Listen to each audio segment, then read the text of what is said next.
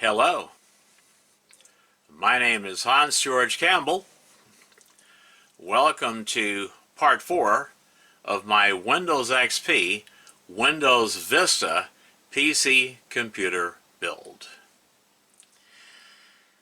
Today I'm going to install the motherboard into the Antic 300 case, and I'm going to hook up all the cabling and do some cable management, and then I'm going to plug in my graphics card and the Sound Blaster Live card, and I'll close her up and she will be ready for installing Windows XP onto this hard drive here and Windows Vista onto this hard drive here. There is a lot to do and a lot to talk about, so let's get started.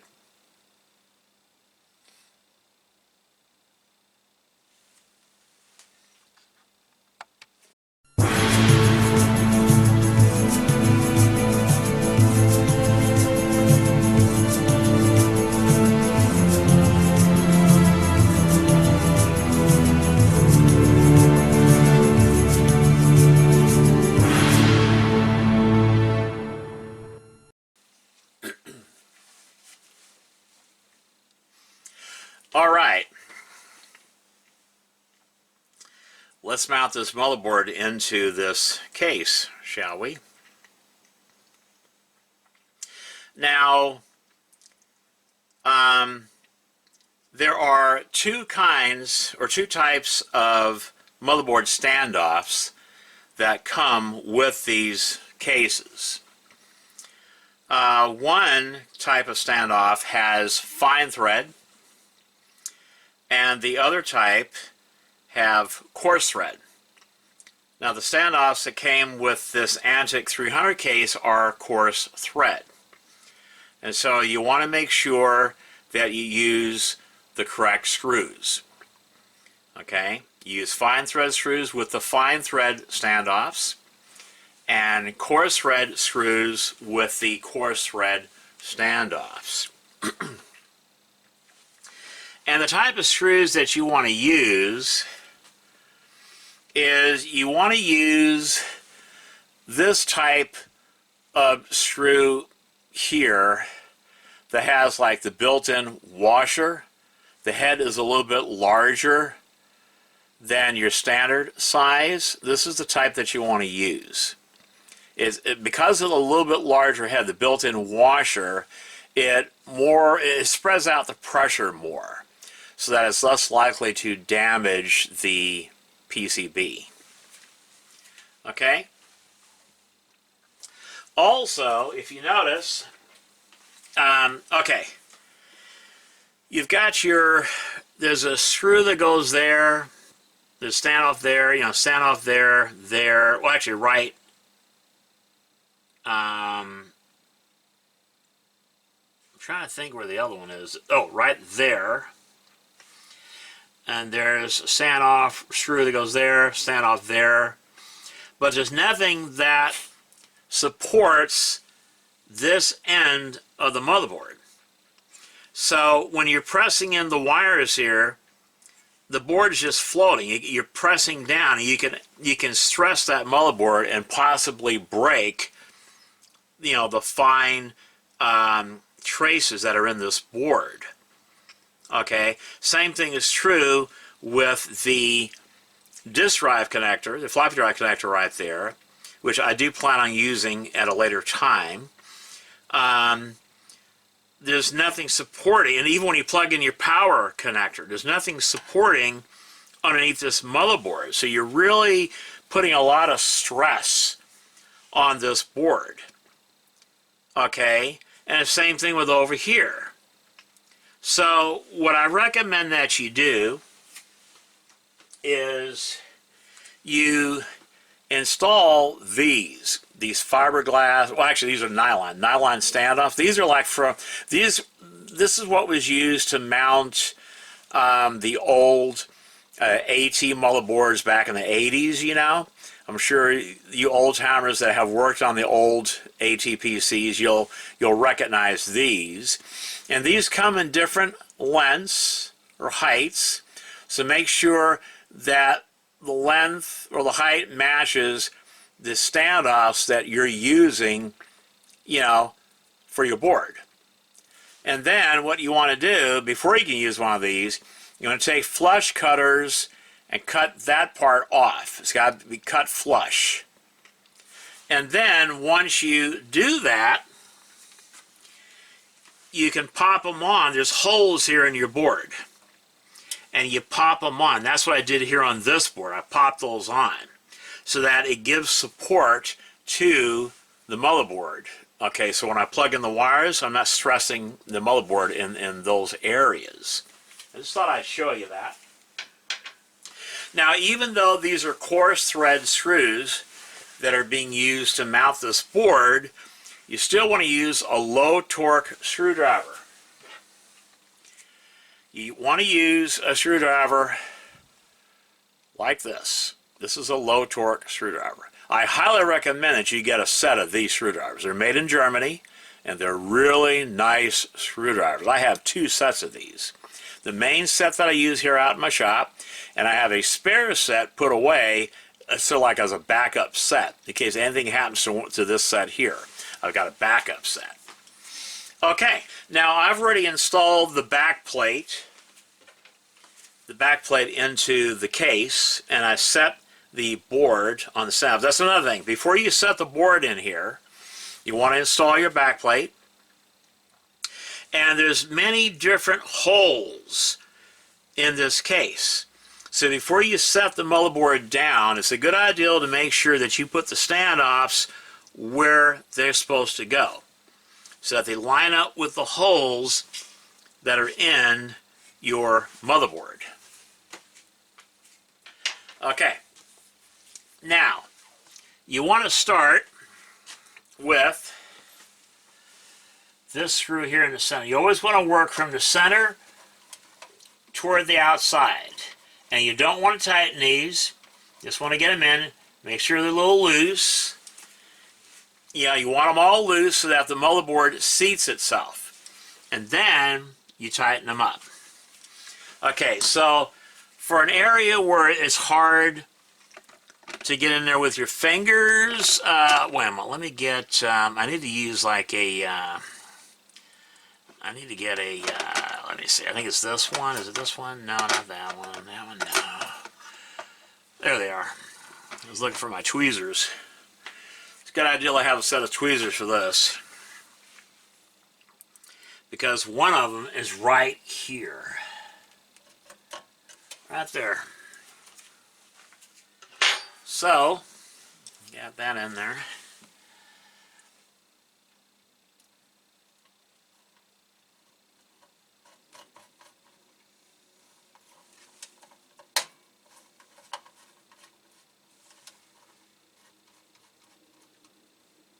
Keep them loose. Remember that. Keep them loose. Do not tighten them. Not yet. Damn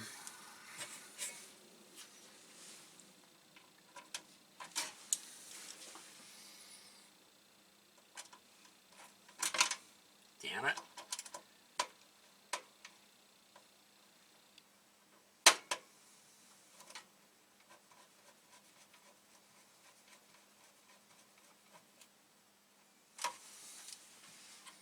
Okay, that's in there. Put this one in.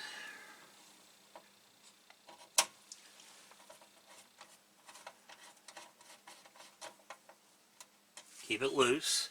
You want them all loose until you get them all in. Okay.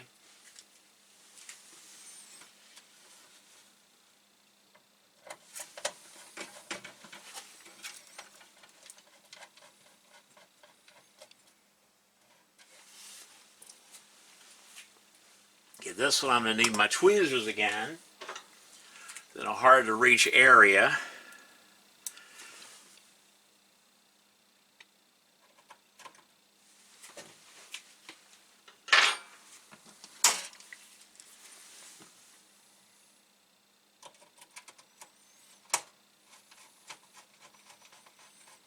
Okay, now that they're all in, keep them loose.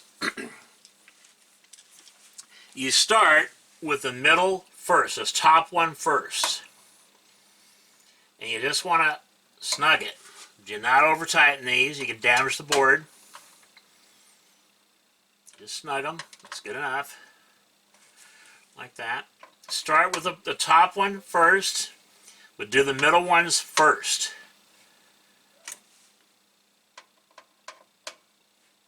Okay?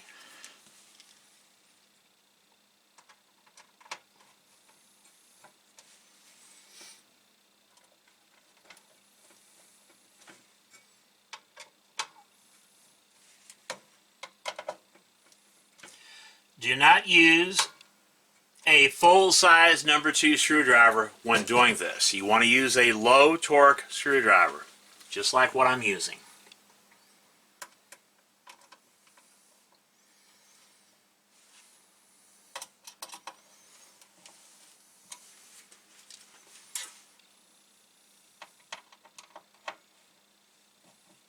Okay, that's in there. Okay, so that board's in there. All right, so the motherboard's in there. It's secured, and yeah, that's in there. That spins good. Okay, so now, because my graphics card plugs into here and it occupies 2 slots, this slot is for a PCI 1, this one here. So I gotta remove this one, this slot cover, and move it over to here.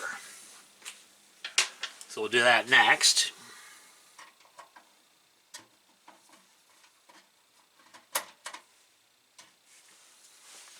Yeah, we'll do that.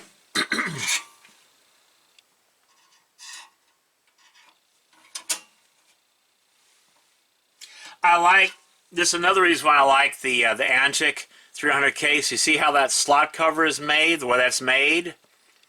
That is so nice the way that's made. Yeah, so nice. Yeah, that is nice the way that's made.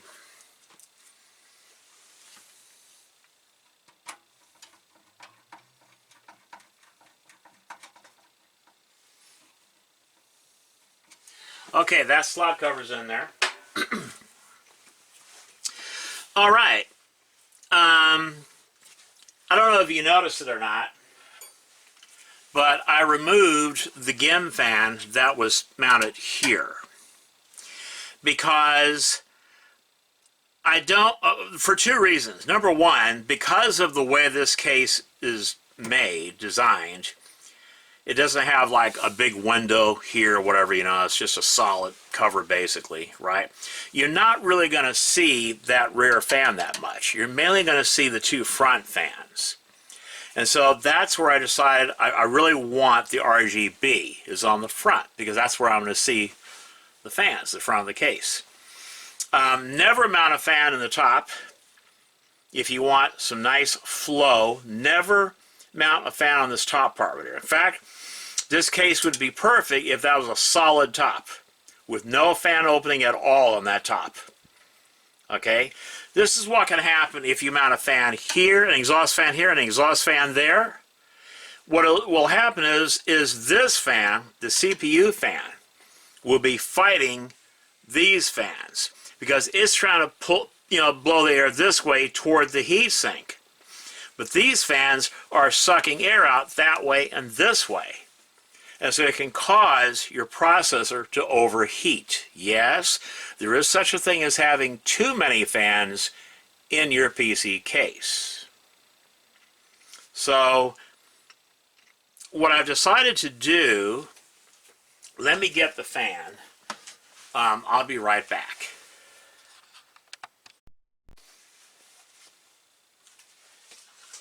Okay. Another reason why I decided not to install an RGB fan here is because I didn't want that proprietary cable to go across my motherboard to plug it into the controller. If you notice, this motherboard has a fan connector there.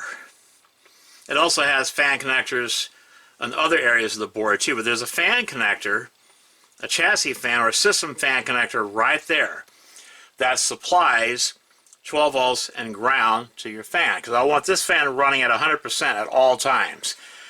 Same with my RGB fans. I want them running at 100% at all times. Okay? So I can mount a fan here and then take its wire and just plug it right into there. So it's not going across this motherboard. It makes the cable management a lot better. And the fan that I've decided to go with is one of these beautiful Vitro LED case fans, silent high performance PC fan. These are very nice fans. I highly recommend these. And they come in different colors, you know, but they're a solid color LED. Like this one is red. Low noise, high performance PC fan. Let me go up a little bit closer so you can maybe read all of that. Okay. But yeah, this is a really nice fan. And this is the fan. Let me take it out of the box. I'll show you what it looks like.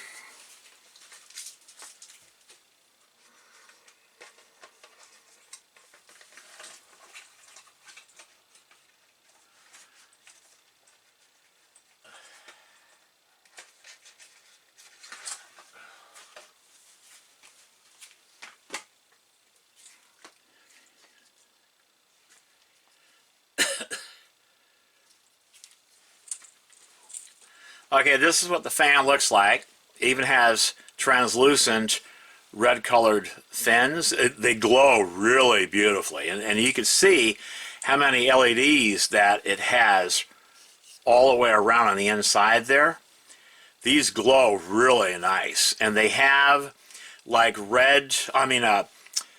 rubber cushions here. Anti-vibration. It makes it run a little bit quieter. It doesn't radiate the sound from the fan, you know, the fan motor or whatever, you know. But this works really well. I've used these before. And you can either hook up Molex, or I usually cut that off and just plug that one. It plugs directly into here on the motherboard. So, yeah. But that's the fan I'm going to use right there. And you'll be able to see, well, I will be able to see the red glow from the top there. So it'll look really nice, you know. But the RGB will be on the front, because I do want some RGB bling, you know. So, yeah, that's what I've decided to do for the fan there. And also, by not having the fan installed here, it makes it easier to mount the motherboard. Because you don't have to fight with, you know, the fan was like sticking out this far. And I would have had a much harder time getting the motherboard in there. Okay, so yeah, that's another reason why I decided to remove that fan. Like I said, the graphics card will plug into here. And the Sound Blaster Live card, I've already removed. Actually, the Sound Blaster Live, I think it's reversed. So when you plug in the card here, I think the slot is for here. But my Sound Blaster Live, I'm going to plug in here. Actually, right there. Right there is where I'm going to plug it in. I'm plug it in there.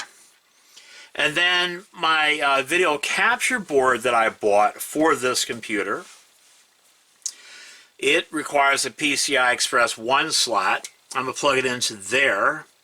I want it far enough away from my graphics card not to interfere with the fans.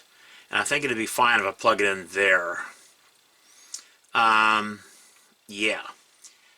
And of course my sound card will get plugged in probably here. I don't want it this close to the power supply fan. If I plug it in there, I think it'd be too close.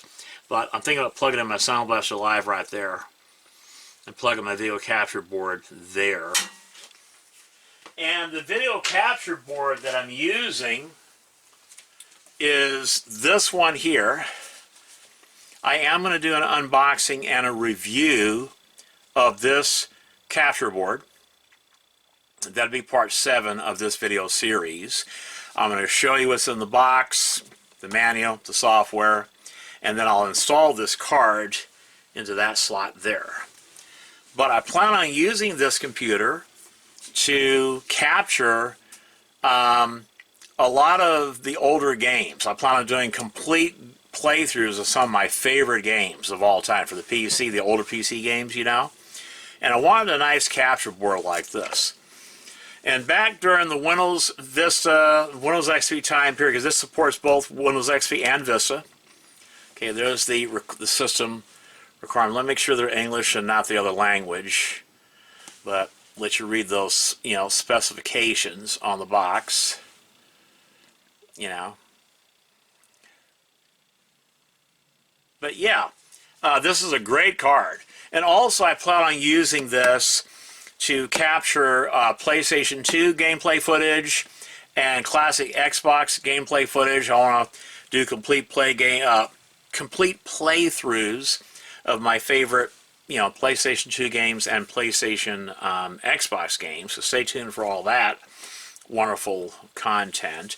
But this is considered, well, this was considered one of the best capture boards that you could get during the Windows XP, Windows Vista time period. And even today, in 2025, this still does a better capturing job than most of today's modern video capturing boards.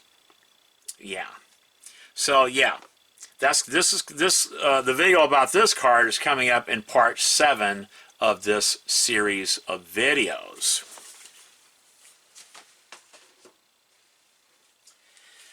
Here is, this is a 2 terabyte, a Toshiba. Toshiba makes good hard drives too. I used to work for Toshiba, so I know. I mean, I worked at Toshiba. In fact, I worked in a department where we built these hard drives. And they go through extensive testing. I mean, they have like these testing booths set up where they test like a few hundred of these hard drives at a time. And they let them run for like days on end, and they keep track of them to make sure that, you know, that they run good, there's no problems or anything, you know. But this is a 2 terabyte hard drive. Remember I said I was going to remove the 2 Seagate 1 terabyte hard drives because I needed a SATA connector for the Blu-ray drive, the Pioneer Blu-ray drive, and replace it, you know, with a single 2 terabyte drive. And so this drive will be mounted here eventually. I'm not going to do it now. I decided just to go ahead and hook everything up and, you know, format the Windows XP hard drive, install the software I use on that drive, format the Windows Vista hard drive, install all the software I use on that drive, and make sure the whole system is stable, including the video capturing board, right? And then eventually I'll install that 2 terabyte hard drive here. Okay. Yeah.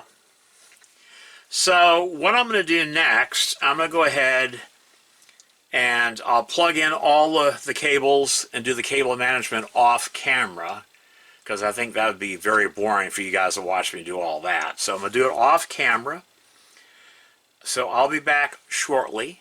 Okay, because there's a lot more to talk about and to show you and things like that. And then I'll plug in my graphics card and my sound card, close up the computer, and tonight, this is Friday, tonight, I will be formatting this hard drive and installing Windows XP on it and all the software that I use on Windows XP. Tomorrow night, I'll be formatting this hard drive and installing Windows Vista on it and all the software I use at Windows Vista, right?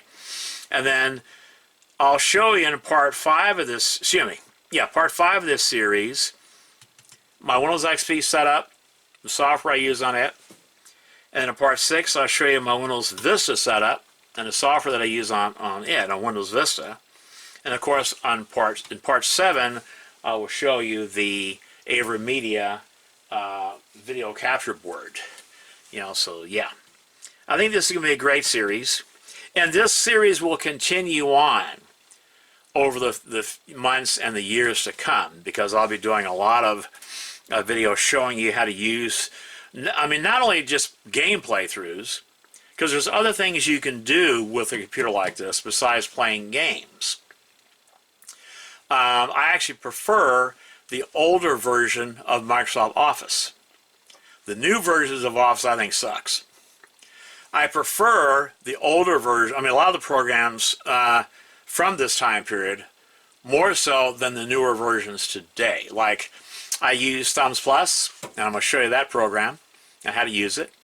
I like Cool Edit Pro. That's a professional music and sound editing software. I'm going to show you that program and how to use it in a separate video all by itself about that program.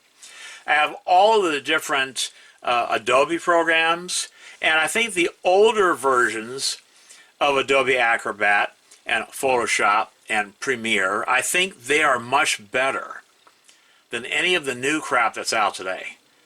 And I will be doing separate videos showing you how to use each and every one of those programs. And of course, like I said, I'm going to be doing complete game playthroughs of some of my favorite PC games from the Windows XP and Windows Vista time period. Anyway, let me get all the cables installed, and I will be right back.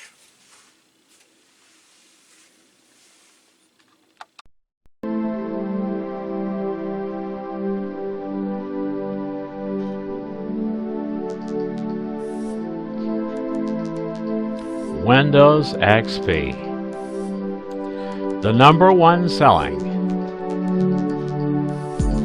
and most popular version of Windows.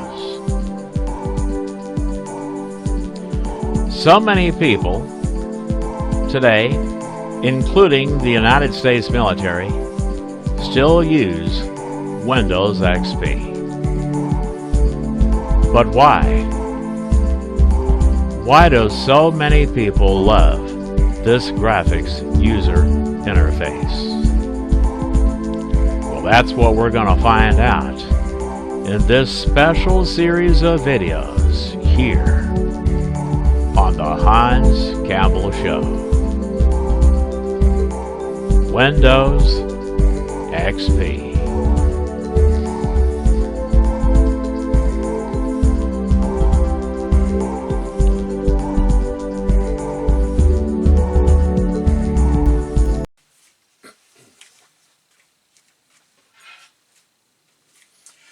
Alright, I've got the cables plugged in, and I've got them tied as good as I can get them tied. I mean, you can't really do much cable management in a case like this, and you don't really have to worry about it because it's got basically a solid side cover. It's not like you're going to be looking inside this.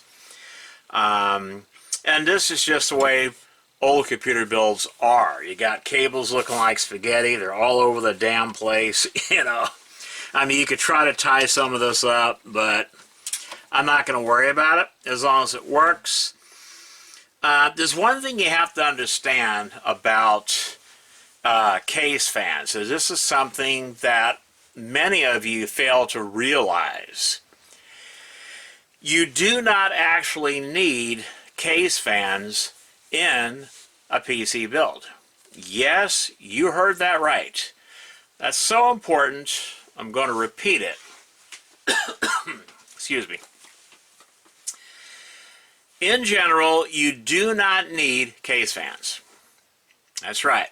Because the components in a PC build that gets hot, they have their own dedicated heat sinks and fans to keep them cool. For instance, the processor, it has its own dedicated heatsink and fan to keep it nice and cool. It does not really need a case fan at all. No case fans at all. And that processor will stay nice and cool. The same thing with the graphics card when I plug it in. It has dedicated heatsinks and 2 fans to keep it nice and cool. It too does not really need any case fans. The same thing with the power supply. The power supply has its own dedicated heat sinks and fan or fans to keep it nice and cool. It too does not really need any case fans. The only thing that actually greatly benefits from case fans is if you are smart enough to still be using mechanical hard drives, like me. Even in a modern build, I use mechanical hard drives a lot of times. because they're more reliable, more dependable than SSD. And you can actually get them cheaper now than SSD. Huge mechanical hard drives, you know. And they're fast. They're fast enough. I've never had any speed problems using mechanical hard drives. But yeah, mechanical hard drives, they run hot. So they greatly benefit from a fan blowing air across them. Okay, and of course if you have two fans on the front blowing air, then you need two exhaust fans. This is one of the exhaust fans, and the power supply is the second exhaust fan because the air goes in this way and goes out the back of the power supply.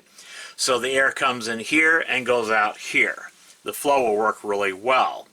Like I said before, do not install a top fan, especially as an exhaust fan, because then the two exhaust fans will not allow enough air to get to this processor fan. And so the processor, after about 20 or 30 minutes, it will overheat and the computer will shut down automatically to avoid burning up or damaging that processor. So this case would have been a perfect case if it would have just had a solid top instead of that place for a 140 millimeter fan, okay, and if it allowed for cable management, like a little bit deeper behind the motherboard tray and have some holes cut out around it so you can do cable management, then this case would have been the best case ever made. But this case was designed, you have to remember the time period, it was produced and sold during, you know, the Windows XP time period, which was still mainly cases like this.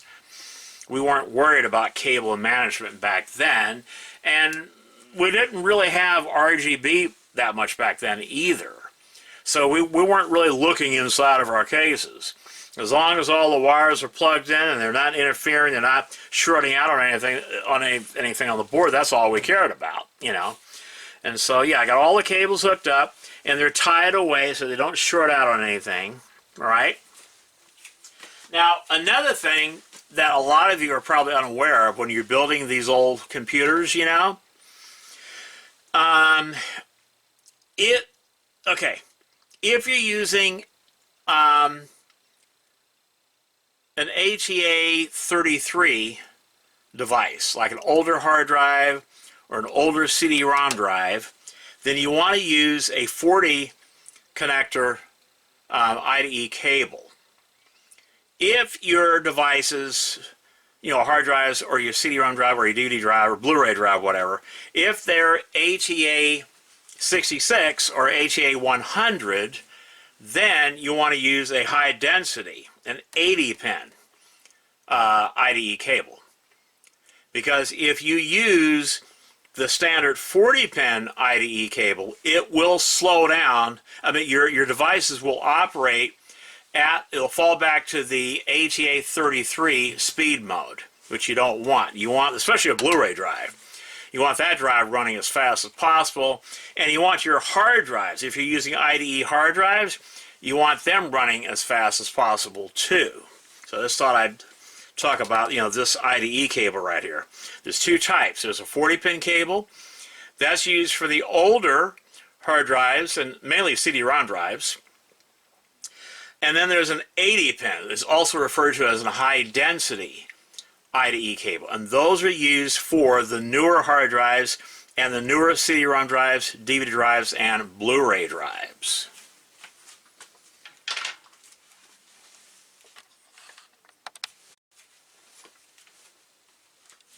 All right, it's time to plug in the graphics card and the Sound Blaster card and put this cover on, and the computer will be ready to go.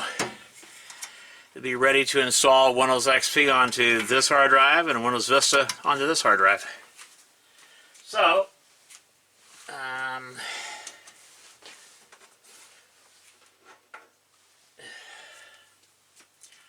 this here is the graphics card that I'm using, the NVIDIA GeForce GTX 750 for the Win edition. This is the best graphics card that you can use in a Windows XP, Windows Vista build. Okay, take it from me. This is the best NVIDIA graphics card that you can install in a Windows XP, Windows Vista build. This card has drivers for both Windows XP and Windows Vista. Okay? Now, a lot of you will argue and say, well, no, the GTX 950 is a better card. No, it's not. It has stability issues when used with Windows XP, and sometimes it will have issues with Windows Vista. The GTX 950 is good for like a Windows 7 build or higher. But this is the most powerful and the best NVIDIA graphics card that you can use in your Windows XP, Windows Vista build. I highly recommend this board. This board will run any piece of software from the Windows XP time period that I throw at it. No problems. It has support for both DirectX 9 and DirectX 10. This is a really nice board. Okay, so let me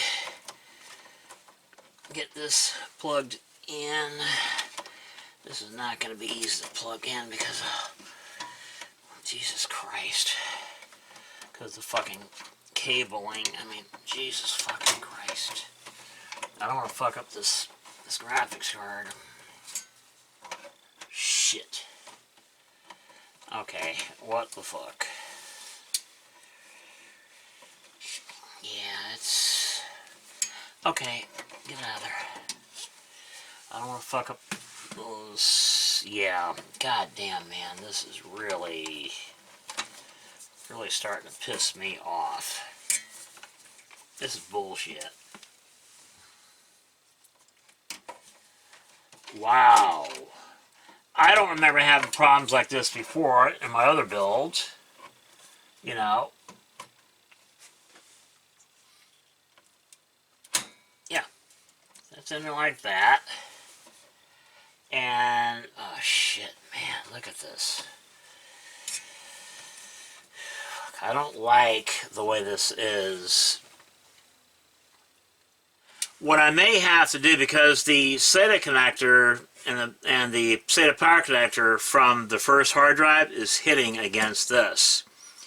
What I may have to do is move these drive, well, put this drive down here. You know, move them down one slot so that I have more space here. So, yeah, I'll do that at a later time off camera. So, what I'm going to do is I'm going to pick this back out like that. I'm going to unplug this hard drive because eventually I will move it down below. Okay. So, yeah. Well, shit. I'll use this, I'll set this hard drive up as the Windows XP drive for the time being. Okay. And then when I move the drive down, I'll just move this drive down to here. Right? That'll be the Windows Vista drive. And it won't be, the SATA connectors won't be hitting, well, the graphics card. It keeps hitting the damn graphics card, so, yeah. I didn't like that. Okay, just put that like that. I don't want it hitting. Okay, so this should be good.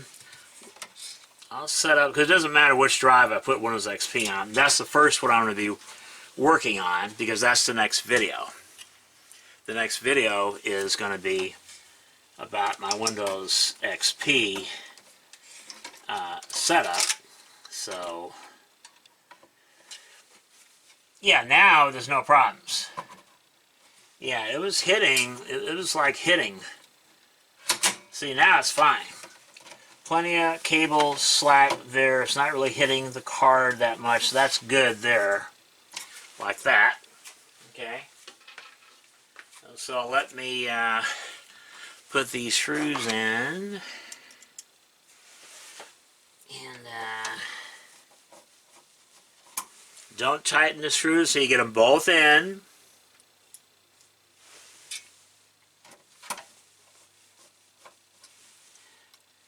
And let me make sure that the connector is, I can easily plug it into the SATA connector.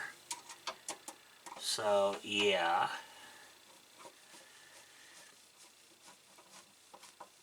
There's that one. Okay. There's that. Okay. Just snug, do not over tighten. You don't want to strip these. Okay, that's good. Yeah, plug in the power for this. I think it goes in this way. It clips in. So there's the power for that. We'll get it in like that out of the way. Here's the cable for the CD-ROM drive. Yeah, CD-ROM drive. I don't want it getting on those fins. Okay, so let's plug in the Sound Blaster Live card. There's a Sound Blaster Live card. Alrighty. And I think I said I was going to plug it in here.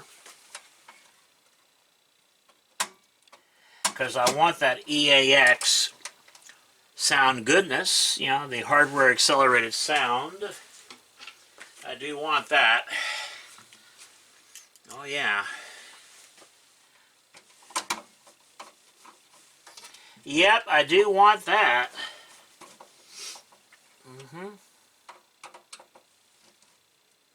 Okay, that's in there. That's in there. Okay, that's good. And then this goes into, this plugs into the CD in, remember? CD in. I need my flashlight so I can read the lettering. Make sure it goes in the right spot. And there you go. This way I'll be able to hear the music and the digital speech and the sound effects that are on a lot of your game CDs. Yeah. That'd be good. Okay. Like that's fine. I don't want it possibly hitting the power supply fan. I don't think it will. I don't think it will. I don't know about my video capture board. If I plug it into there, I think it's going to block the fans to my graphics card. I don't know if it'll fit here because it might hit that heat sink. I don't know. We'll see. I don't know. We'll see. I really don't want to plug it in there. I just wish. I might have to save that board for my Windows 7 build. I'm still going to show the board in part 7 of this series. I'm still going to show the board. I'm going to do an unboxing and a review of that board because it's a really nice board. And I want to show it. You know, the board, I want to show the manual, the CD, driver CD and all that. So, yeah. Okay. So now, okay, all this is like that. All right. This should all go in there with no problem. Well, like that. That's fine. Okay. I'm thinking that that's good. I'm thinking it's good. Yeah, I'm thinking it's good. So we just, okay, let me double check, make sure everything's the way it's supposed to be. That's in there good. Sound card's in there good. Got all the cables hooked up properly, so yeah. This should be okay. Nothing's hitting the processor fan, I'm hoping. I could tie that up to there, but it's fine. I don't think it's going to hit the fan. I don't think it's going to hit the fan. And disclosure up. See, I can put a fan here too, but it's not necessary. It's not necessary to put a fan there. most of you guys, you go overboard as far as fans. You really do. You go overboard. You really only need, I've done experiments on this. You really only need one intake fan and one exhaust fan if you're going to install case fans. You only really need 2 fans, to be honest with you.